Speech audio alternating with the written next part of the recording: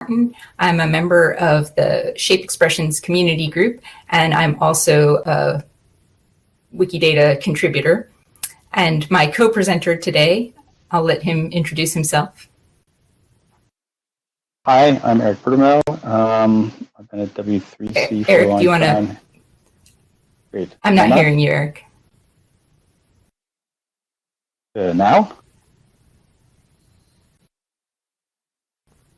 Check, check, check, sound check. Huh, that's strange. I don't hear you. It worked.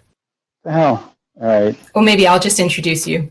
My co-presenter today is Eric Prudhomme. Eric is one of the people most responsible for the Shape Expressions language, and Eric is also the developer and maintainer of the Shex.js library that the Shex extension that we'll be looking at in namespace E is based on. So today we're going to be talking about writing schemas for Wikidata, and the way that this presentation is going to go is I'm just going to give some background, then we're going to have time for questions, and then the workshop aspect of it will be writing a schema. We could hear Eric. While scanning the news, Beth reads an article about the creation of a new spaceport and finds that there's not yet a Wikidata item for this spaceport. Beth wants to create a new item in Wikidata for it, but she doesn't want to spend too much time figuring out what properties would be best to use to fill out this new item. Beth can use the Shex schema E213 as a template for creating statements for her new item. The Shex schema indicates properties that Beth may want to consider using, such as instance of, what country the spaceport is in, who the operator is, and maybe an image if there's an image of it in Commons. Sometimes editors want to quickly create new items in domains that they haven't yet explored in Wikidata. In this case, Beth finds that the spaceport schema in the e-namespace was useful, and she makes use of it to create this new item in Wikidata. And now her new item is modeled in harmony with the other spaceport items that already exist in Wikidata. In this way, schemas are data models.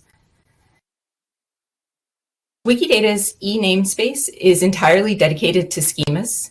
More than 300 schemas have been contributed since the namespace first became available back in May of 2019.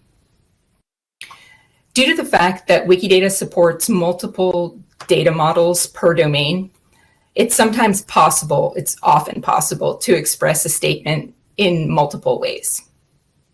In some cases, this is necessary and desirable, and in other cases, it will be possible to build consensus around a single shared model.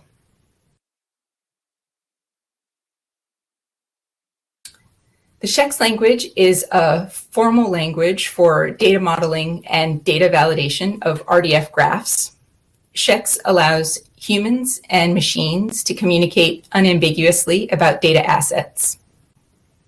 The Shex compact syntax was designed to be readable for people who are familiar with Turtle or Sparkle, and it has already been demonstrated in the research literature that many Wikidatans increase their knowledge of Sparkle through interaction with the Wikidata query service, and by learning from others in the community. If this pattern holds true for Shex, then members of the Wikidata community are likely to find the Shex compact syntax more and more readable as they become more familiar with it. And many people who are already using Sparkle may find it highly readable already.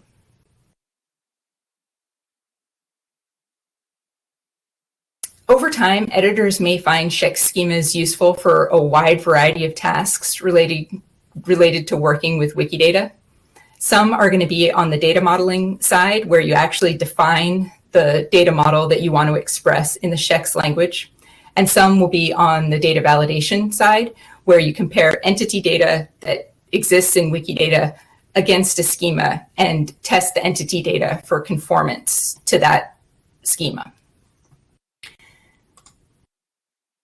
So this is very much in the spirit of humans and machines collaborating together to build this knowledge base of structured data that we are celebrating this weekend. I want to give you a quick example of some contrasting data models that I've observed in Wikidata, and this is a concrete example of where I think Scheck schemas can be really helpful.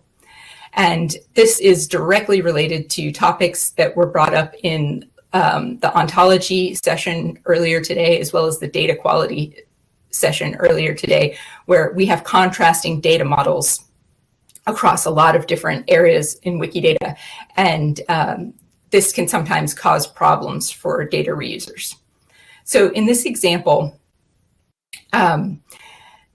if you are looking for members of the National Academy of Science of the United States, some people have their academic degree modeled as an individual statement, but other people who are also members of the National Academy of Science have their academic degree as a qualifier on their educated at statement.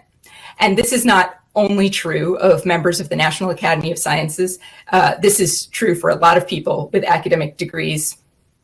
But just to give you a sense of, let's say that I'm trying to reuse data about members of a particular scientific society. It's quite likely that I'm going to want to know where they were educated and what their academic degrees are. And right now, if I try to reuse that data from Wikidata, I'm either going to have to do some pretty complicated exploratory querying to figure out what these multiple patterns are, or I'm going to not realize that that's the case, just write one pattern, and I'll be missing some of the data that is actually already in Wikidata.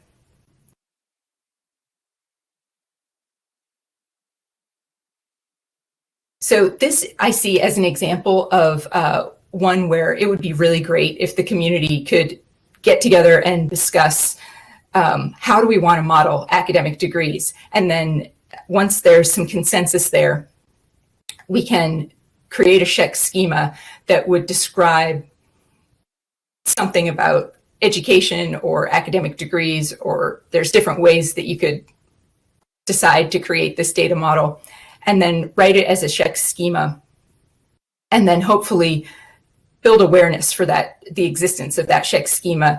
And then in the future, when other people are trying to model data and they're just not sure what pattern, it would be great if people could point them in the direction of the existing Scheck schema that embodies the consensus of the community, rather than that person just choosing a combination of statements and properties and maybe qualifiers to attempt to express their data model. So people who want to reuse Wikidata could become frustrated when they have to identify multiple closely related modeling patterns. And of course, this is just one example. I see examples like this daily when I'm working with Wikidata data. And it's a product of how Wikidata was designed. And it's not a problem that we have these contrasting patterns now, but it is something that we want to bring attention to as a community. And Scheck schemas are a great tool for working toward additional clarity in this area. Just want to point out that the preponderance of the scenarios. Some strategies that could be used to build consensus here. You could look at the frequency of usage of the multiple patterns.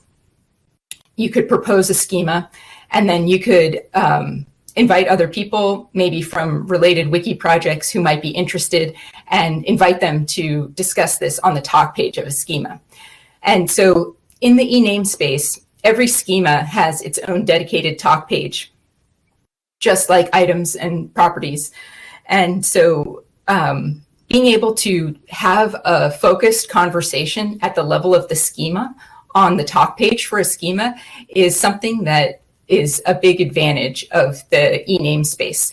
And prior to the existence of the e-namespace, people from the Shape Expressions community group who were using Schex to write schemas for Wikidata data were storing these schemas in GitHub or locally, and it's a great opportunity to use the e-namespace in Wikidata to store and share these models, and it would be wonderful to see additional use of the talk pages for discussion of these models so that you can have a focused discussion, and so that there wouldn't be as much fragmentation of these conversations, where right now sometimes they take place on item talk pages, sometimes they take place on property talk pages, sometimes they take place in project chat, sometimes they take place on Twitter or on Telegram, or places that not everybody in the community is paying attention to necessarily.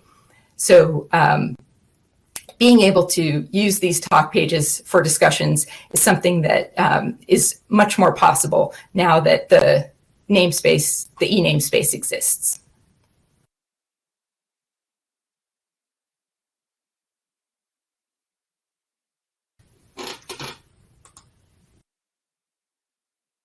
So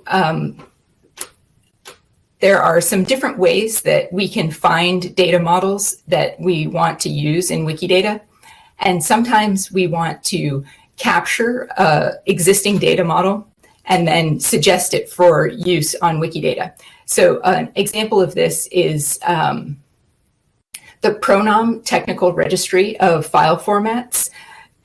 This is a resource that was developed by the National Archives of the UK to describe file formats. And two different schemas in the e-namespace, E79 and E237, both encode parts of the Pronom data model for file formats.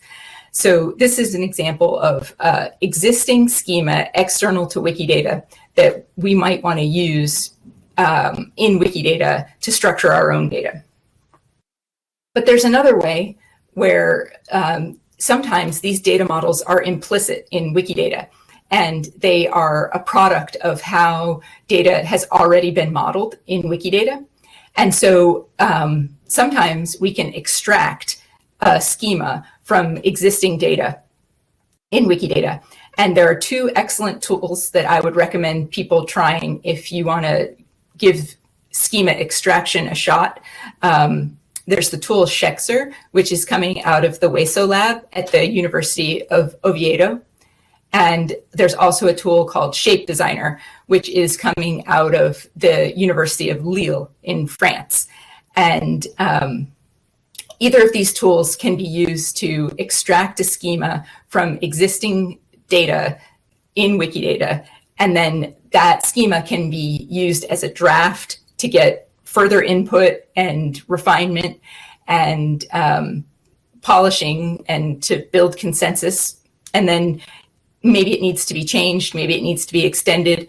But this is another great way to be sure that the implicit schemas that are just kind of taking shape because of consistent patterns of data modeling in Wikidata are happening on purpose, and we can raise awareness and draw attention to them more easily if they're expressed in a schema. It's even possible to extract schemas from Wikibase. So also from the WESO lab at the University of Oviedo, there is a Schex schema editor called Yashe, and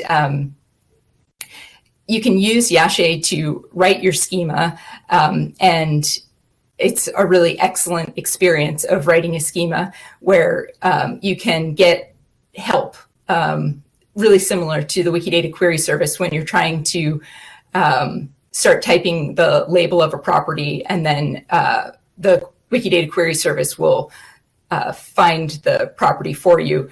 That same functionality exists in Yashe. So, And then Yashe can also be used to extract schemas from your own Wikibase, which might be helpful if you have already put a bunch of data into Wikibase and you'd like to start experimenting with schemas.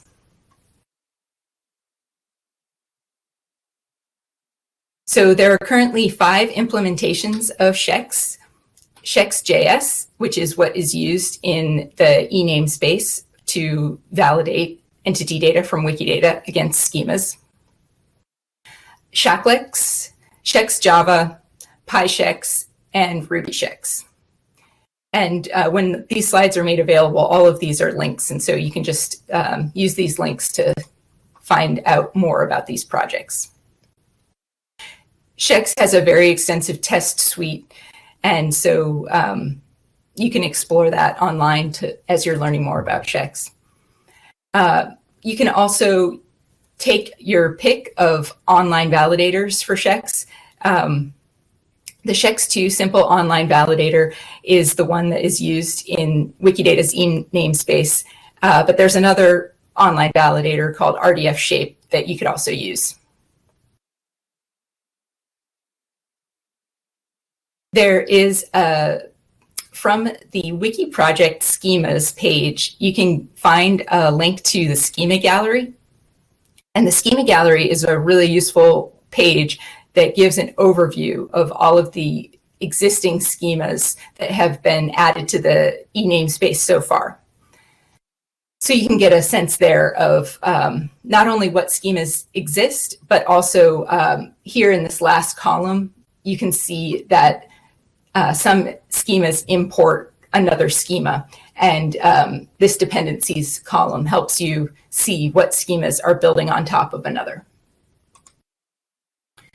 It's also possible to create multilingual schemas. So this is an example of a schema for hospital. And you can see here that a lot of the schema itself is expressed in Malayalam. And so this is a wonderful example of how these data models can be used across different language communities to help discuss data models in a way where previously it would have been much more difficult to communicate across language communities. So I mentioned just a second ago that it's possible to import a schema into another schema. And so this is a way of reusing parts of a schema in another schema. And so a really excellent example of this is E56 for Danish verb. And you can see up here, there's a import statement that shows that this schema is actually importing E15. So what's next with entity schemas for Wikidata? More editors will be contributing more schemas. We've already seen a lot of people being really creative and sharing schemas in the e-namespace, and this is just going to increase as more people become aware of the e-namespace and try things out there to see if these schemas can be useful for their work. More schemas will be interlinked via imports. So this will really create nice connections between different people's contributions, and it will also save the time of a schema developer, where sometimes you might not have to write the entire schema, but build upon an existing schema. This ecosystem of interlocking schemas will support the work of more editors. More entity data can, the more schemas that we have in the e-namespace, the more likely it is that somebody who's looking to validate entity data is going to be able to find a suitable schema to validate against. And Wikidatans will create more tooling that leverages schemas for the purpose of improving data quality and other types of work where we need to be able to share these data models and also test conformance to schemas. There is already a whole bunch of literature about schemas and about schemas being used on Wikidata. So if you are familiar with the Scholia project, you can visit the Scholia page for schemas, and you can see an overview of all of the recently published work on this topic. These are some quick start links that might be useful to you when you get a copy of these slides. There's a great video here that Jose Labra did as part of the Wikipedia Weekly series. And in it, it's a hour-long session, and Jose will take you through writing a schema. And so it's even more in-depth than this session. There's also a primer, so you can get a quick overview of the features of the schemas language. There are a bunch of resources that were prepared for a tutorial session that are freely available online and have a lot of great examples and explanatory text that will help you perhaps more quickly understand the language if you prefer to learn by examples. And there's also a book called Validating RDF Data that has an entire chapter about shape expressions. And if you want to get started with schemas on Wikidata, there is a wiki project, schemas.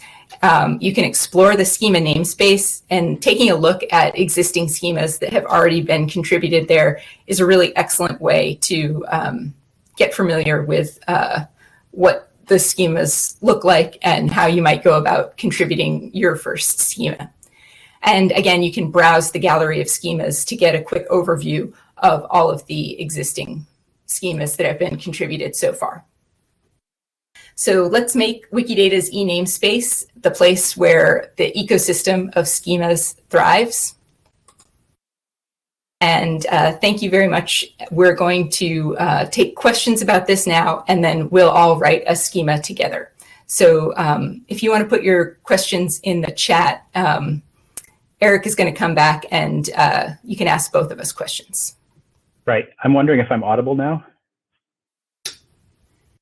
Sound check, test, yes. test. Yes. Yes, Eric, we can hear you. Okay, it sounds like it's just Kat that can't hear me. Somebody want to tell Kat that she can't hear me? We'll try and figure this out. Okay, so Magnus is saying, shouldn't we have a showroom for schemas?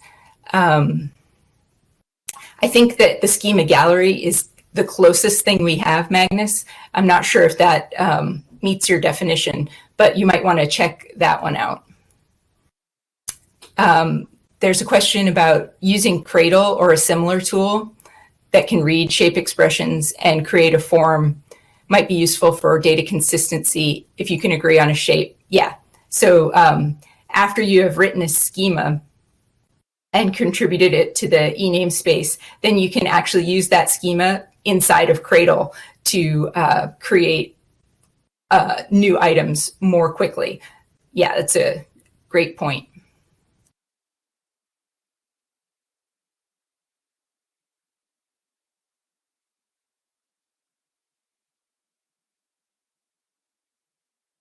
Okay, so apparently I can't hear Eric, but everybody else can. It doesn't seem fair. Okay, well, that is really weird. Maybe I'll leave and I'll come back. You should just talk. All right, I'll see. Let's see, what's the latest question? Where I'm trying to get my bearings here. Let's see. You want to know if schemas are incorporated into Requan's item evaluation. I have no idea, but maybe somebody else can answer that question. Does anybody know about this Requan? But I don't even know what that is. Will, do you want to speak about that?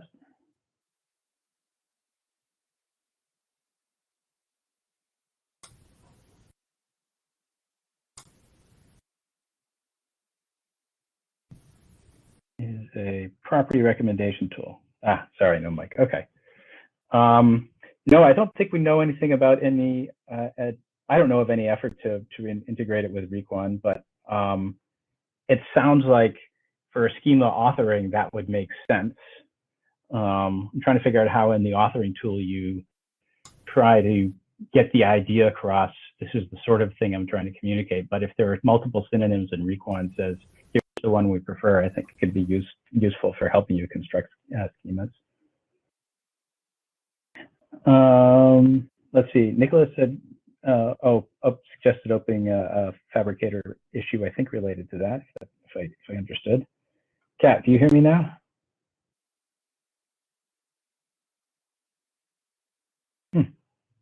Well,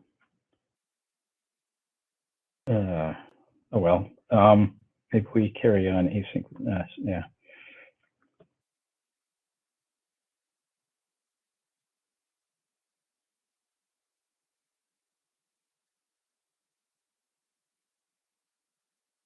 All right. So, any more schema questions, like how we, how I guess Kat's going to do a, is going to do a practical walkthrough.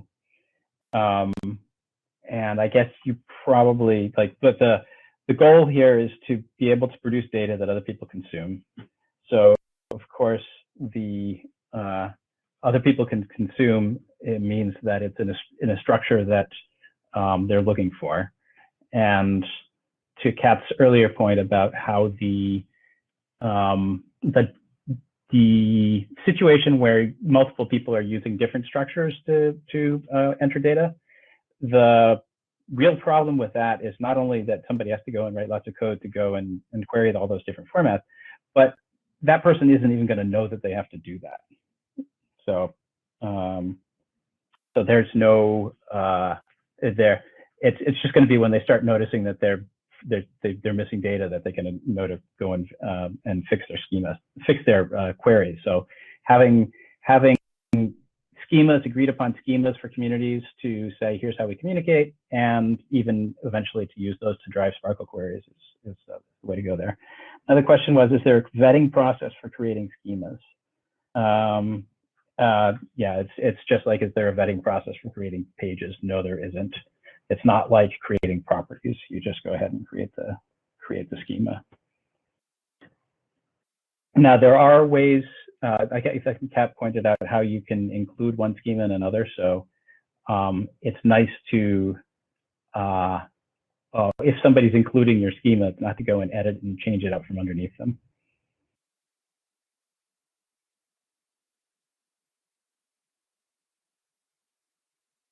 If anybody's asked a question, if anybody's expecting me to answer a question before the question about vetting, a vetting process, then I didn't catch it. So you might want to type it again.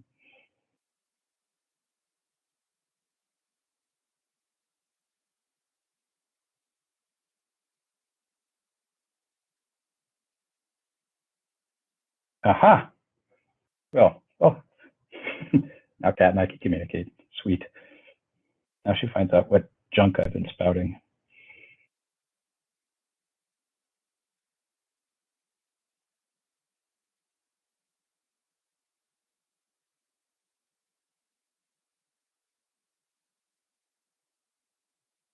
Kat, do you want to start into the practical and I'll field questions as they come in?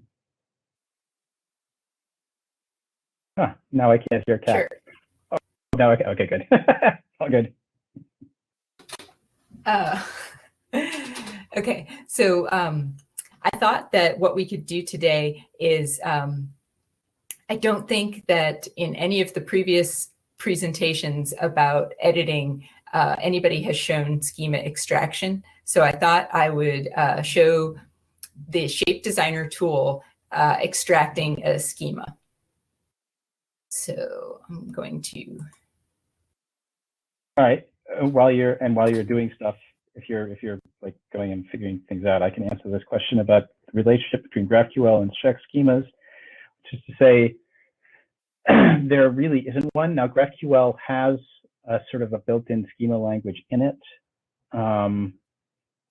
but GraphQL is also not really a graph language per se, but then, you know, it doesn't allow you to say that, it doesn't allow you to connect trees in order to do graphs, so it's really more of a tree language. But yeah, I would say that there are some people, there's a reasonable chance that there's a good return on investment for building a tool that maps from GraphQL to Schex. And that might help people bounce back and forth between the two, and people who already understand GraphQL to learn Schex and vice versa.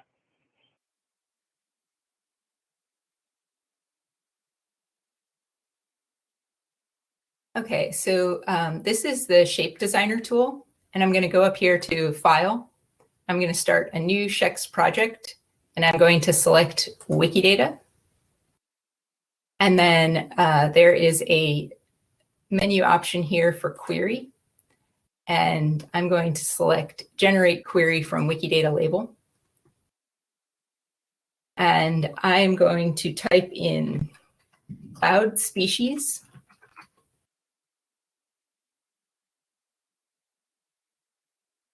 And then I'm going to select from the patterns box that I want to find all Wikidata direct properties.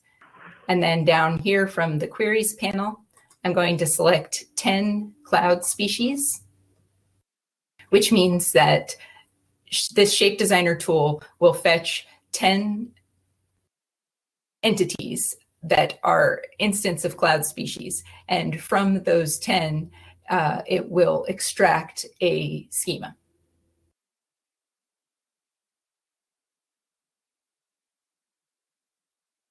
The reason for doing 10 as opposed to just one is it's nice to get some sense of, like, any one of them, any Wikidata item that somebody enters might be somebody having sort of expressed their individual creativity. And so going through a bunch of them allows you to figure out the commonality.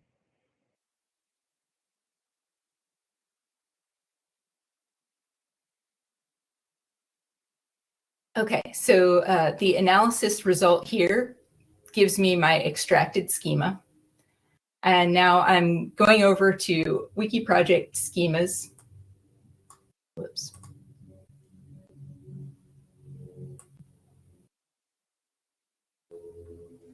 And going to create a new entity schema. And the label I'm going to select here.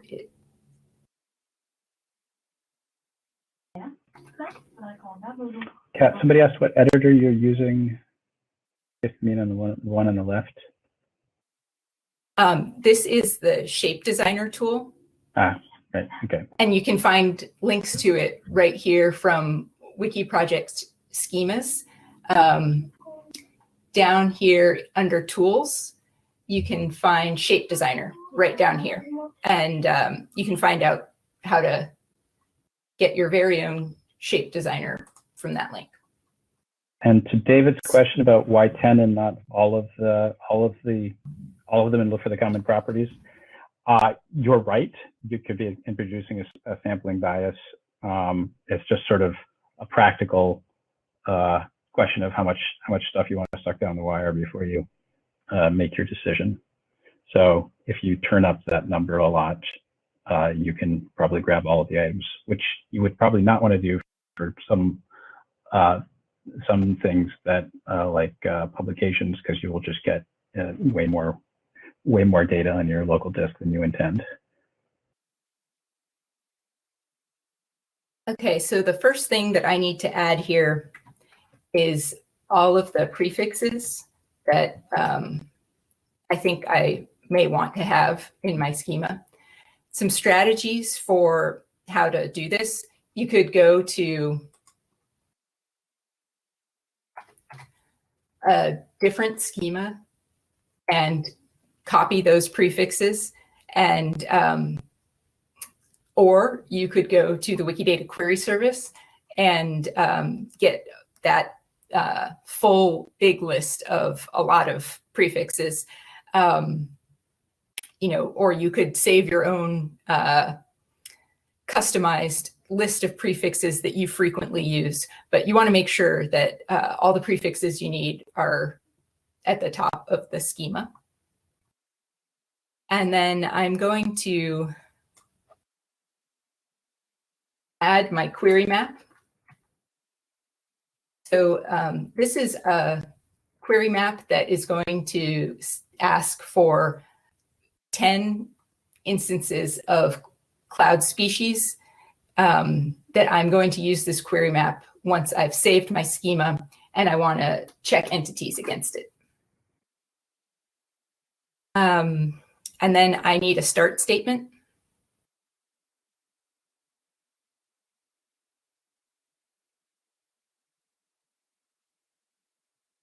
And then I need to start my actual schema here.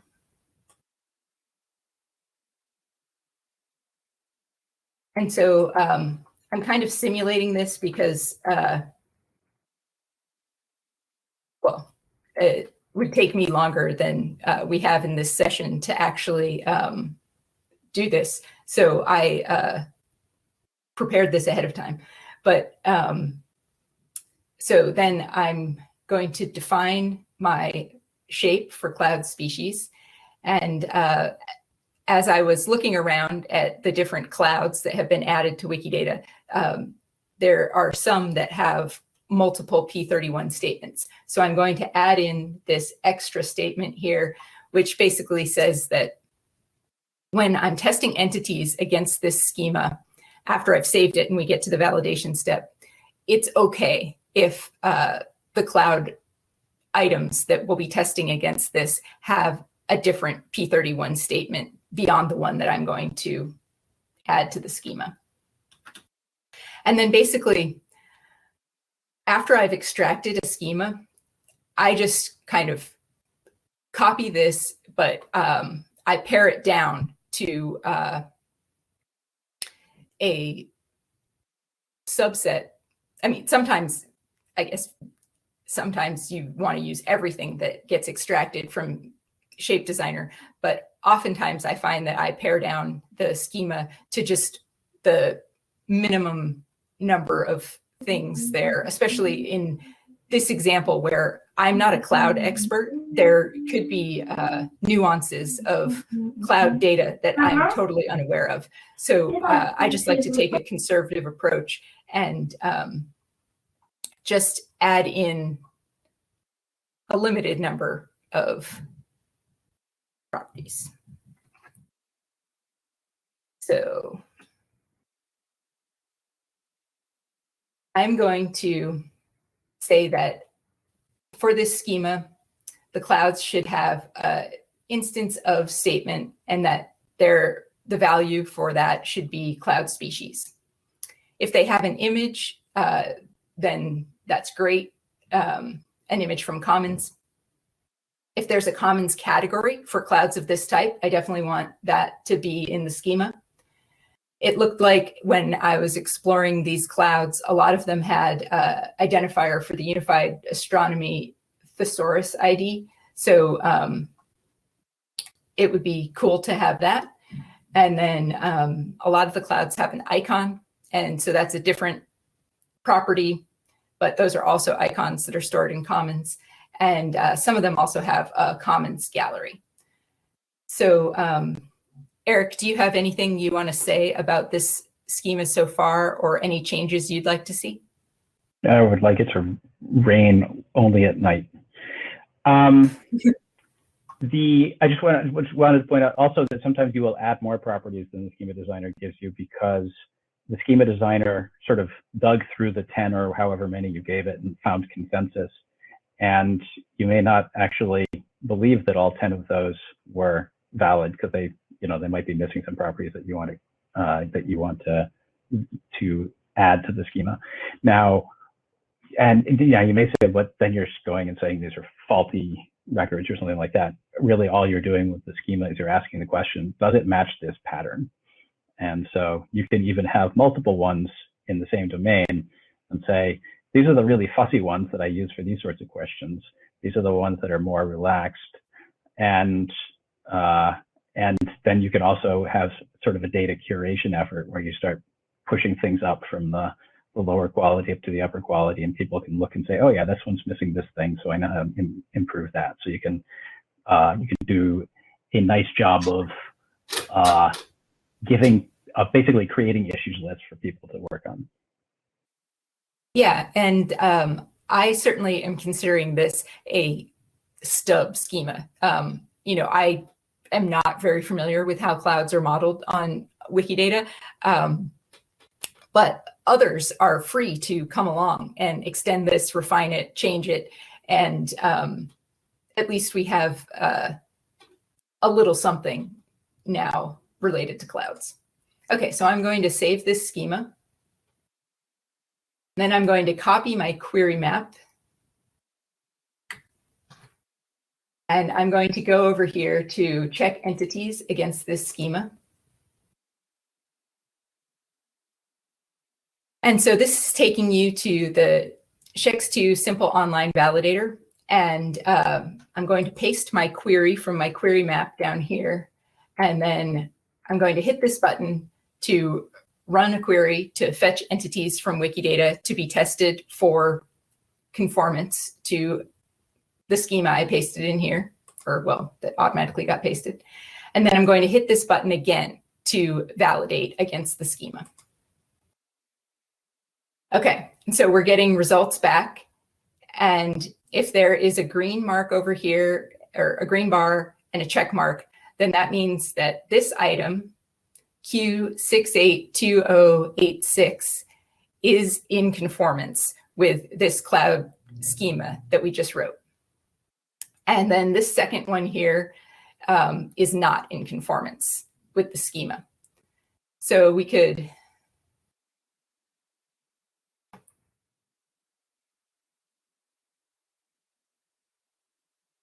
go to Wikidata itself and see here.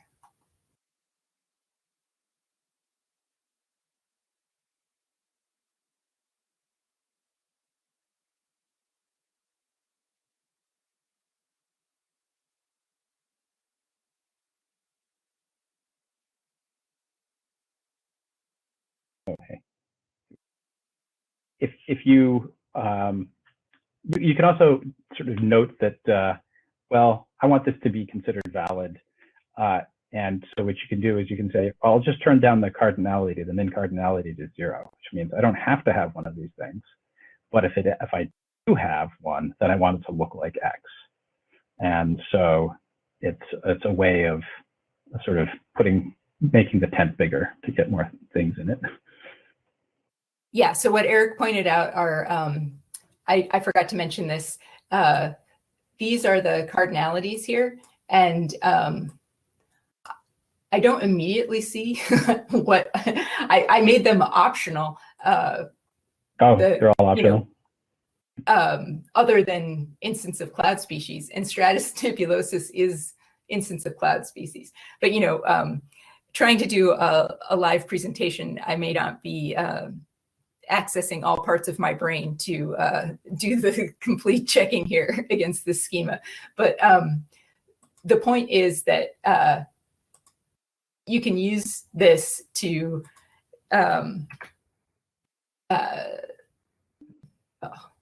validate entity data in Wikidata. And so after you've defined a data model, you can play around and look at this. And like, let's say that this is not a cloud schema, but one that you're creating where you know a lot about the data. Maybe it's data that you've spent a lot of time on and you've done a lot of curation work with. You can remove this limit or make the limit higher and check for conformance across an entire subgraph of Wikidata.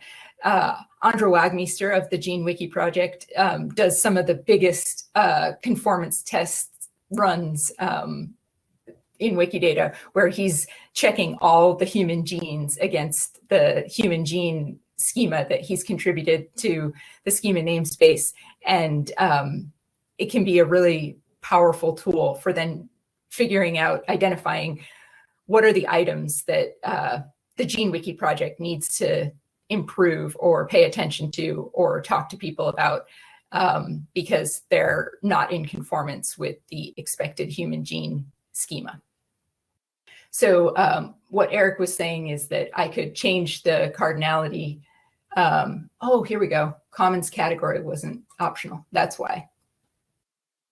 So after making the commons category optional,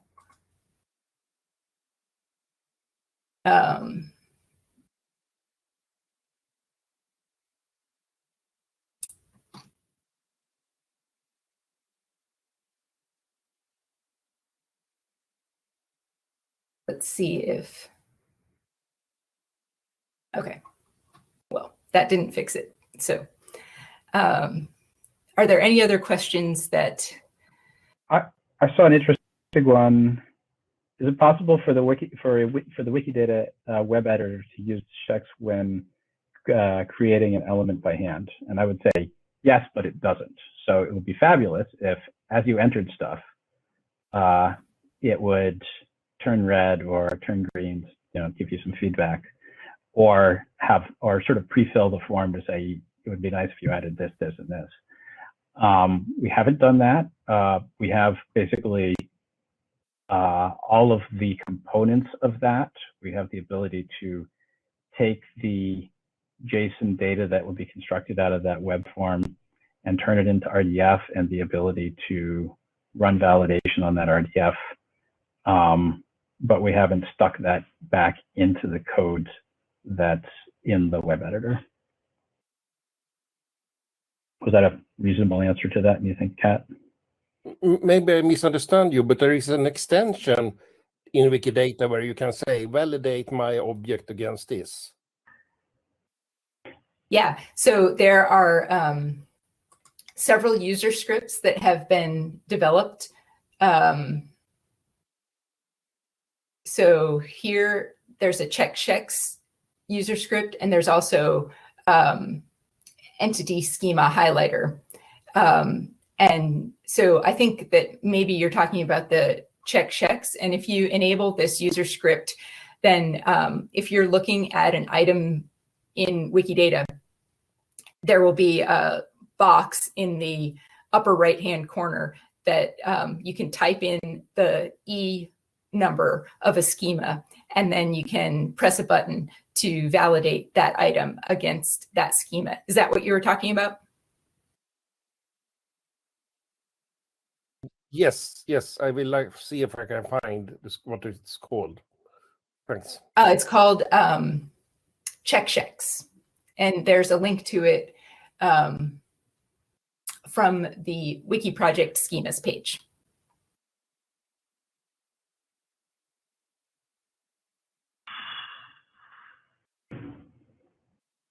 Another question here was, can entity schema be used to generate constraint violations?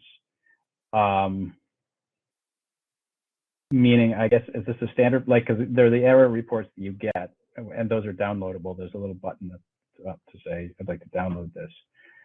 But are these constraint violations, I guess these are probably constraint violations that are part of another existing convention, is that correct? Yeah, they are not used to do anything with the existing constraint system. And one way to think about differences between the constraint system and Scheck schemas are constraints are per property, and a Scheck schema can actually describe a data model across multiple properties and qualifiers. So the constraint system is independent of the schema namespace.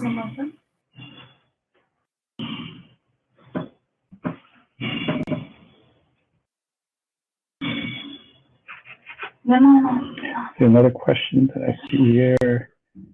Oh, no, stay back. Let's see. I can also share another tool that might be useful to people. Drop it into the chat. Or maybe actually you probably dropped a link to the checks.io check symbol, is that right? All of the links are in the slides, and the slides will be available after this presentation, and so people can find it there. But yeah, you can put any other links that you want in the chat. Okay, I think you probably already included this, but I just thought I'd mention that in that link that I just dropped, you can, in the manifest, which is on the left, just below the kind of pale blue box, you'll find a Wikidata query, a couple of Wikidata queries as examples, and those will show you how to use how you can use this tool to play with to sort of help you with debugging Wikidata schemas. The other thing that's nice about that is that in the controls, there's a thing called slurp. Under HTTP, you'll see slurp, and that allows you to say, okay, while I'm doing this validation, I just want to suck all the data locally. And that allows you to iterate on the schema without having to wait for 1,000 Sparkle queries. I'm seeing a question asking, is there an automatic way to infer from an item which entity schema might apply to it? There is not yet, but it's a great idea. And right now,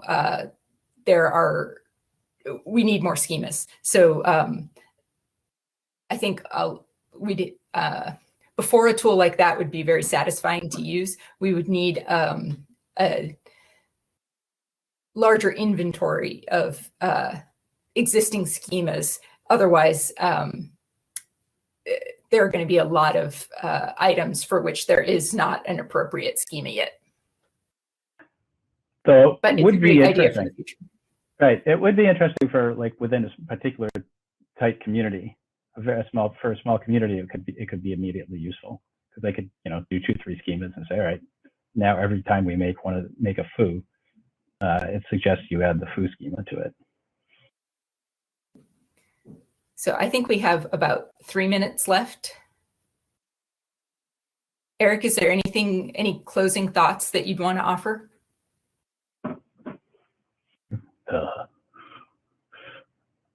Yeah, I guess just sort of a quick vision. My goal with Schex is that that data flows will be much more natural, that people be able to say, does this data connect to this data? And the structures tell you, the structures allow you to compose Sparkle queries and allow you to know what data connects to what and whether it's the appropriate type for the question you're asking. So my hope is that we get a whole lot more entity schemas and people start using Wikidata at a slightly more meta level.